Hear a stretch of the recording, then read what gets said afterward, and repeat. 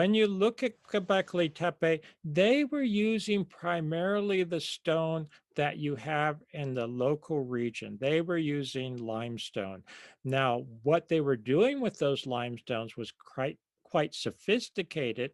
In fact, the materials they were working with, they had to be very careful not to snap those pillars to get them just into place.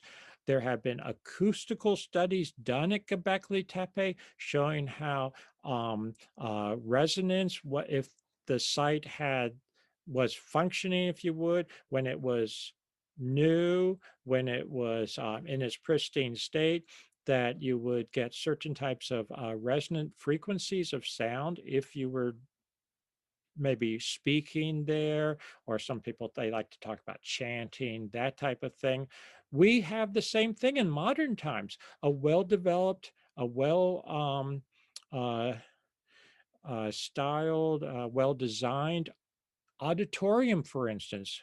Again, thinking about university and a campus. On campus, we have many auditoriums, and some of them are so beautifully designed acoustically, taking the materials at hand into account. We have the same type of thing at Göbekli Tepe based on acoustical studies that have been done there. So they're working with the materials that they have on hand, in my assessment, but they're using them to advantage, and they're taking into account the properties of those very materials they have, which is another way of doing things. There's different ways to do things in a sophisticated manner. One is to say, oh, we need to do X, Y, and Z, so we're going to use X, Y, Z materials, even if we have to import them from, 1,000 kilometers away.